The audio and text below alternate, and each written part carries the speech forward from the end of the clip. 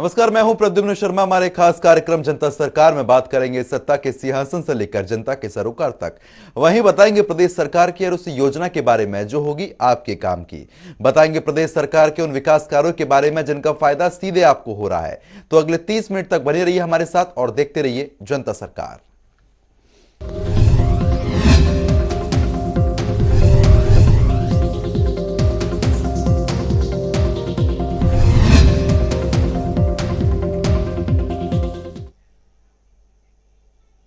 हरियाणा के मुख्यमंत्री मनोहर लाल ने ट्वीट कर पंजाब केसरी लाला लाजपत राय की जयंती पर श्रद्धांजलि दी। उन्होंने लिखा कि लोगों में राष्ट्रवाद की भावना जागृत करने वाले महान स्वतंत्रता सेनानी पंजाब केसरी के नाम से प्रसिद्ध लाला लाजपत राय जी को उनकी जयंती पर शत शत नमन।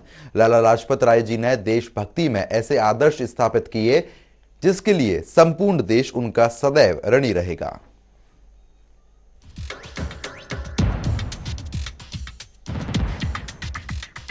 उन्होंने लिखा, लोगों में राष्ट्रवाद की भावना जागृत करने वाले महान स्वतंत्रता सेनानी पंजाब केसरी के नाम से प्रसिद्ध लाला लाजपत राय जी को उनकी जयंती पर शत शत नमन। लाला लाजपत राय जी ने देशभक्ति में ऐसे आदर्श स्थापित किए जिसके लिए संपूर्ण देश उनका सदैव ऋणी रहेगा।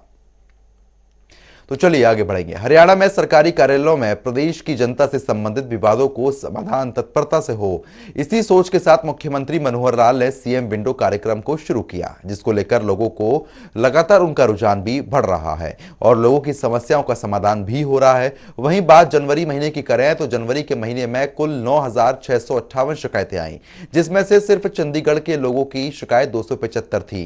मुख्यमंत्री कार्यालय चंडीगढ़ में मुख्यमंत्री शिकायत निवारण एवं निगरानी व्यवस्था पंजीकरण की निगरानी कर रहे ओएसडी भूपेश्वर दयाल के मुताबिक मुख्यमंत्री कार्यालय का प्रयास रहता है कि कम से कम समय में शिकायत का निपटारा कर शिकायतकर्ता को सूचित किया जाए। आपकी समस्या का समाधान संबंधित विभाग की ओर से किया गया है और समाज के प्रबुद्ध व्यक्तियों ने भी इसकी पुष्टि की है। खास रिपोर्ट आप देखें। सीएम मनोहर लाल का उद्देश्य हुआ साकार। प्रदेशवासियों के लिए सीएम विंडो बनी वरदान।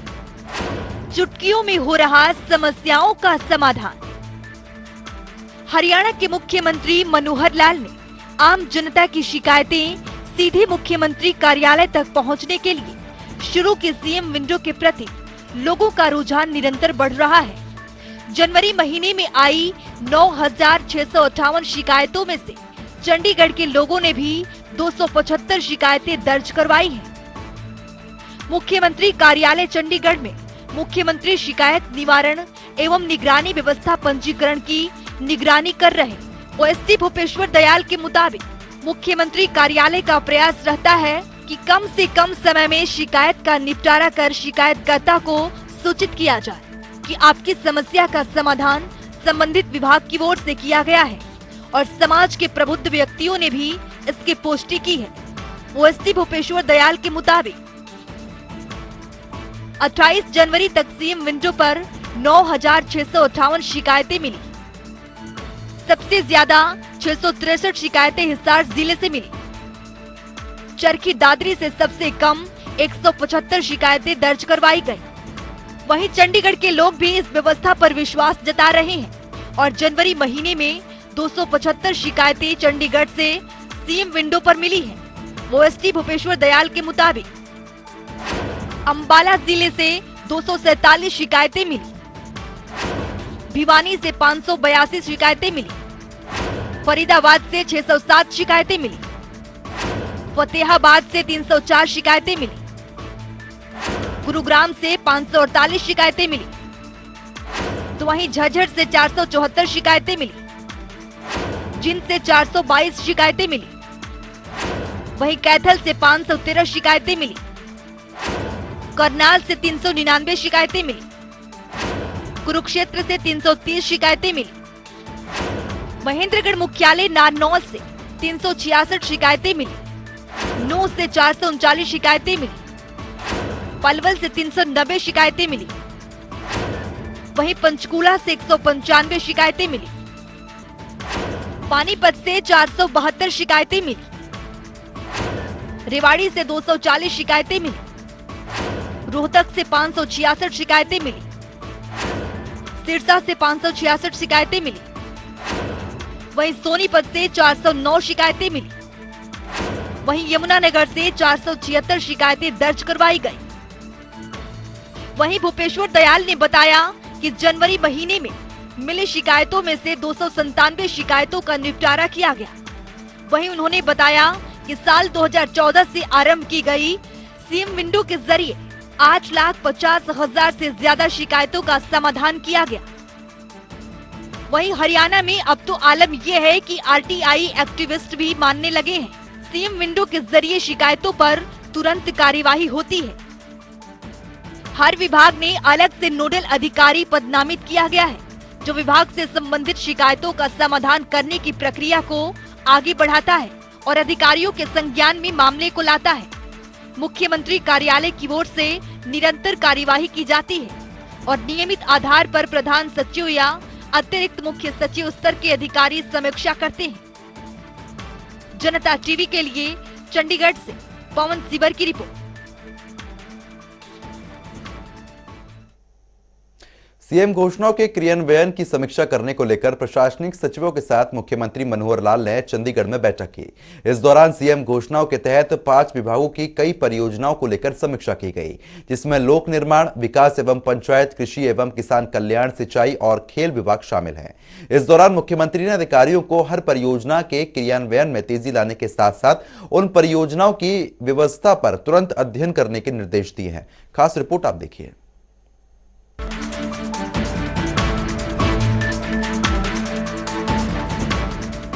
हरियाणा के मुख्यमंत्री मनोहर लाल ने चंडीगढ़ में सीएम घोषणाओं के क्रियान्वयन की समीक्षा को लेकर प्रशासनिक सचिवों के साथ बैठक की।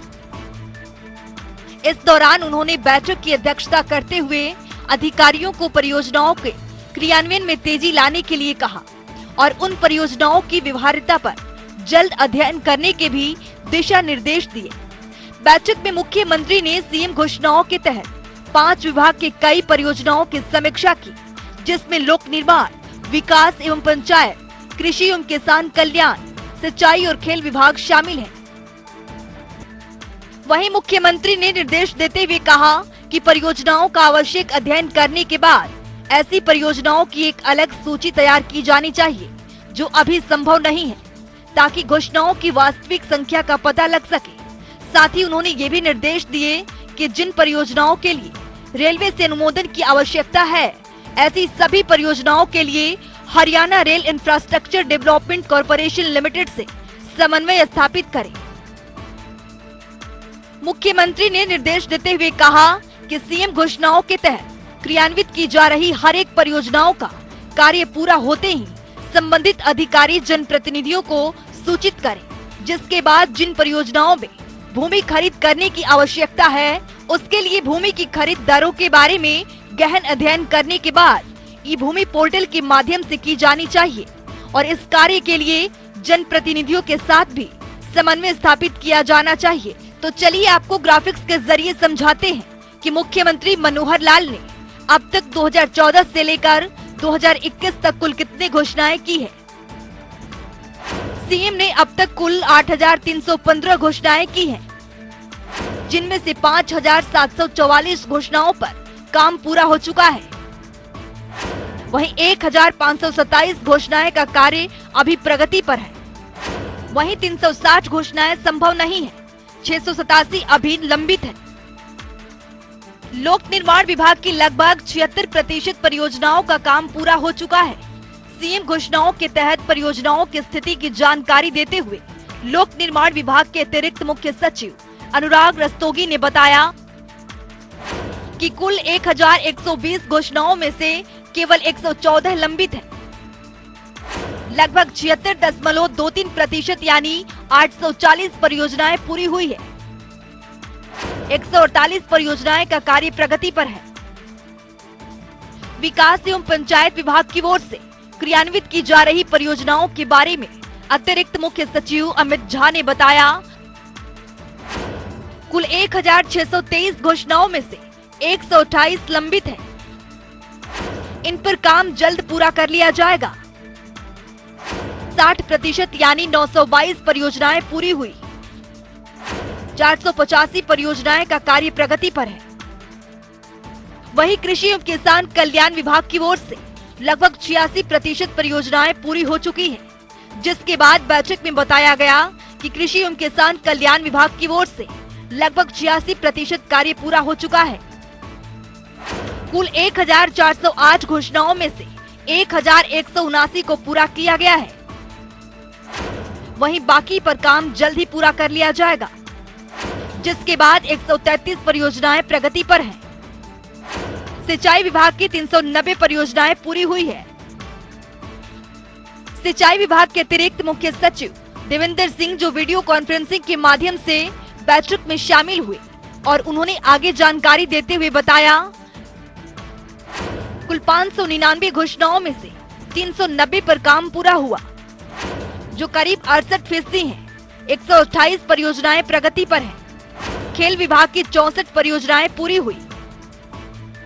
खेल एवं युवा मामले विभाग के प्रधान सचिव AK सिंह ने मुख्यमंत्री को अवगत कराया कि कुल 146 परियोजनाओं में से 64 पूरी हुई। बाकी परियोजनाओं पर काम किया जाएगा। 31 परियोजनाओं का कार्य अभी प्रगति पर है। बैठक में मुख्य सचिव संजीव कौशल, मुख्यमंत्री के मुख्य प्रधान सचिव DS ढेसी, वित्त विभाग के अतिरिक्त मुख्य सचिव TV SN प्रसाद, मुख्यमंत्री के प्रधान सचिव V उमाशंकर, मुख्यमंत्री के अतिरिक्त प्रधान सचिव और सूचना जनसंपर्क एवं भाषा विभाग के महानिदेशक डॉक्टर अमित अग्रवाल, विदेश सहयोग विभाग के प्रधान सचिव योगेंद्र चौधरी भी मौजूद रहे। जनता टीवी के लिए पवन सीवर की रिपोर्ट। अब हम आपको बताने जा रहे हैं कि कैसे 26 जनवरी यानी गणतंत्र दिवस के मौके पर राजधानी दिल्ली के राजपथ पर सभी के आकर्षण का केंद्र बनी हरियाणा की झांकी बेस्ट टेब्ल्यू प्रतियोगिता में दूसरे राज्यों को कड़ी टक्कर दे रही है। इतना ही नहीं, हरियाणा की झांकी बेस्ट टेब्ल्यू प्रतियोगिता में नंबर 1 का खिताब जीतने की दिशा में आगे भी बढ़ रही है, जिसमें आप सब भी वोट देकर अपना सहयोग दे सकते हैं। खास रिपोर्ट आप देखें। झांकी की सबसे बड़ी खासियत ये थी कि इसमें श्री योगेश्वर दत्त, श्री बजरंग पूनिया, कुमारी विजय रथ रूपी झांकी को सूचना जनसंपर्क एवं भाषा विभाग ने अथक मेहनत से तैयार किया था। 2 हिस्सों में बनी हरियाणा की झांकी के अगले हिस्से में घोड़े और भारतीय सभ्यता एवं संस्कृति के प्रतीक शंख थे। घोड़ों से जुता रथ महाभारत युद्ध के विजय रथ का प्रतीक है। यहाँ रखा शंख भगवान श्री कृष्ण के शंख का प्रतीक है। तो झांकी के दोनों ओर हाई रिलीफ में हरियाणा के चुनिंदा खेलों जैसे boxing, weight lifting, shooting, discus throw व हॉकी के खिलाड़ियों की गतिविधियों को उकेरा गया था। हरियाणा गीता की धरती है। कर्मण्येवाधिकारस्ते हमारा मूल मंत्र है। खेती हमारा कर्म, देशभक्ति और राष्ट्र सेवा हमारा धर्म और खेल हमारा जुनून है। और आज यही जुनून दिल्ली में राजपथ पर दिखाई दे रहा है। जब हरियाणा की झांकी 26 जनवरी की परेड में शामिल है, मैं उसकी भी आप सभी को बधाई देता हूं। हरियाणा की झांकी को बेस्ट टेब्ल्यू प्रतियोगिता में नंबर 1 का खिताब दिलाने के लिए हरियाणा की झांकी को वोट करें। वोट करने के लिए सबसे पहले बताए गए लिंक पर जाएं और दिए गए QR कोड को स्कैन करें। इसके बाद मोबाइल नंबर के जरिए OTP से साइन इन करें। इसके बाद टेब्ल्यू के पोल पर जाएं। अब स्टेट टेब्ल्यू के विकल्प पर जाकर 3 नंबर पर हरियाणा के लिए वोट करें।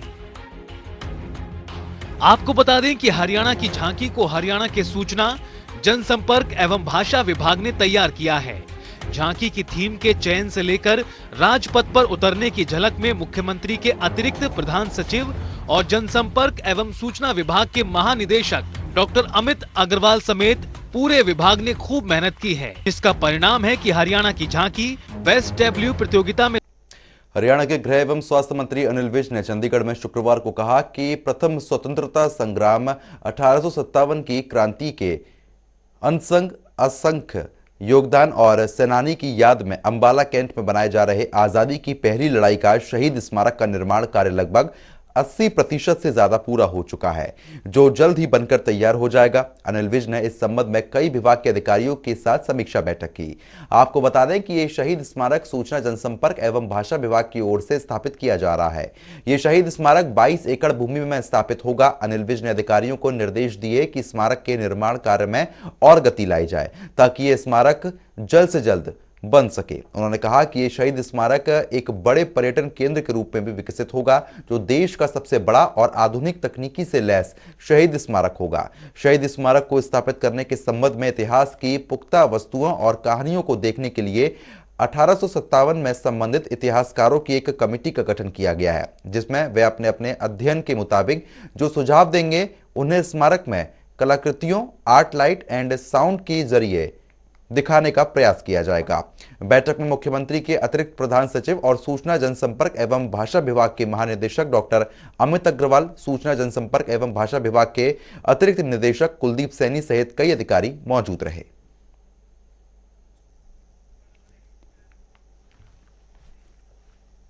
यमुनानगर के सिविल अस्पताल में विधायक घनश्याम दास अरोड़ा ने फादर ऑफ सर्जरी महर्षि सुश्रुत की मूर्ति का अनावरण किया। इस मौके पर स्वास्थ्य विभाग के कई अधिकारी मौजूद रहे। इस दौरान विधायक ने कहा कि महर्षि ने जीवन में जो मूल्य स्थापित किए हैं, उन मूल्यों पर मेडिकल स्टाफ चलते हुए नैतिक मूल्यों का पालन करते हुए लोगों की सेवा करें। ये प्रतिमा उनके मेडिकल स्टाफ को प्रेरणा देती है। वहीं उन्होंने कहा कि यमुनानगर के नागरिक अस्पताल में 200 बेड्स का नया जिला स्तरीय अस्पताल बनाया जा रहा है, जो करीब 105 करोड़ की लागत से बनकर तैयार होगा। आज महर्षि सुश्रुत जी महाराज जो जिन्होंने सर्जरी का प्रचलन किया, सर्जरी का व्यक्ति के जीवन में क्या महत्व है, किस प्रकार सर्जरी के द्वारा अनेक रोगों का निदान किया जा सकता है, ये उन्होंने स्थापित किया और सर्जिकल ऑपरेशंस शुरू करके लोगों का स्वास्थ्य कैसे ठीक रह सकता है, इसके बारे में उन्होंने जानकारी दी।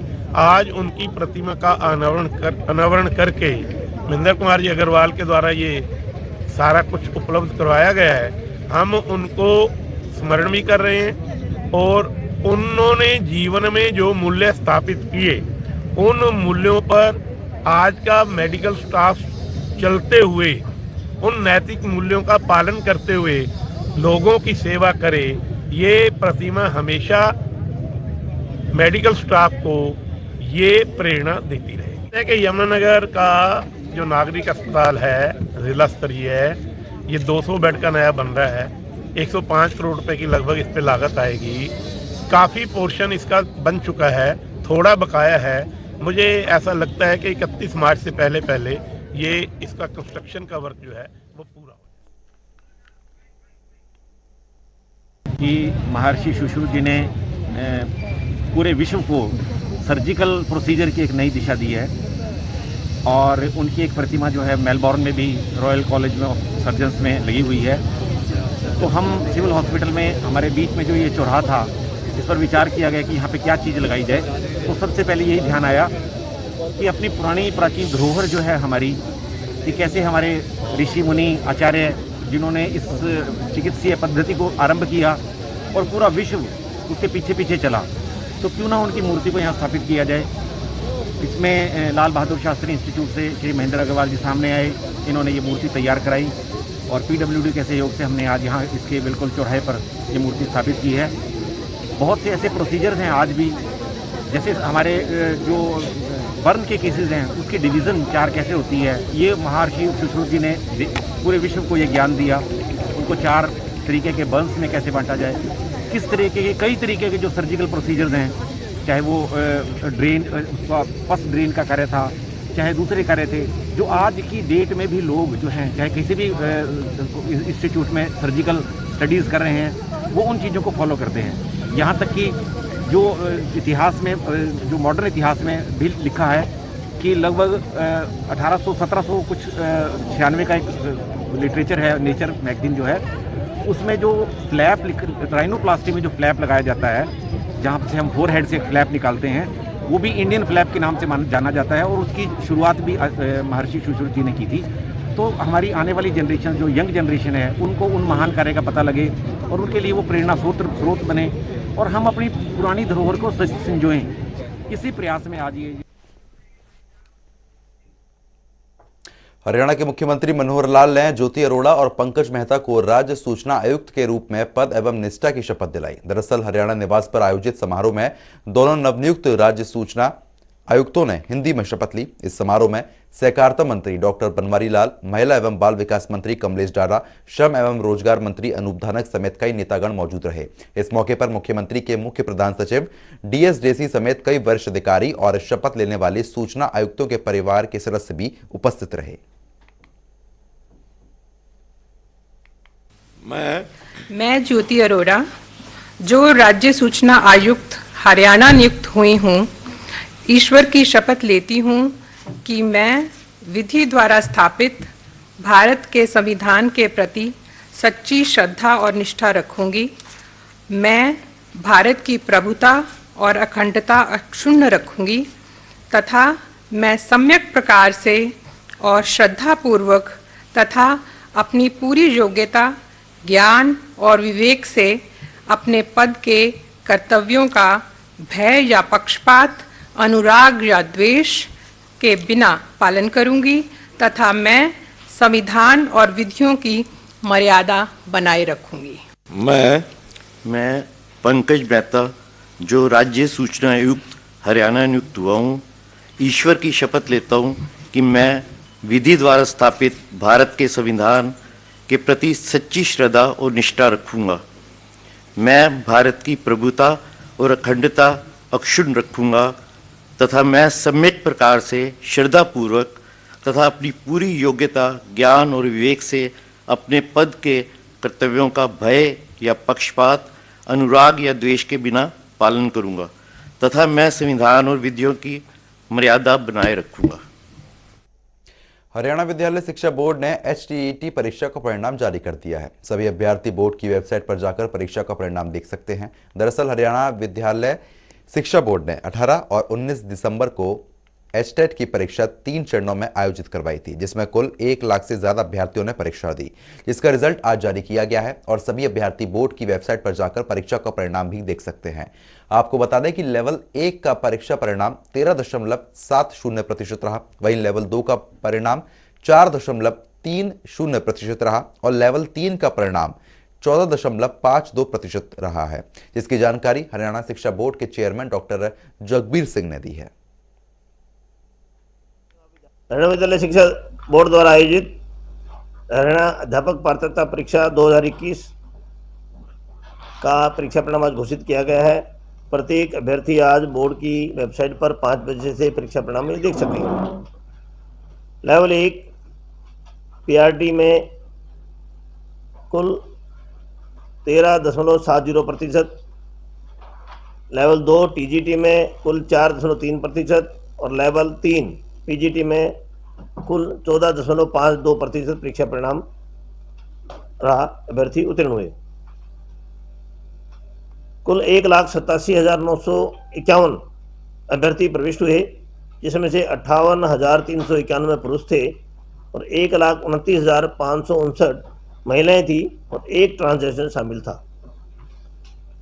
लेवल 1 की PRT परीक्षा में कुल 39,708 अभ्यर्थियों ने ये परीक्षा दी, जिसमें से 12,844 पुरुषों में से 2,147 एवं 46,863 महिलाओं में से 3,293 उत्तीर्ण हुई। पुरुष अभ्यर्थियों का 5% 16.72% रहा और महिला अभ्यर्थियों का 5% 12.26% रहा।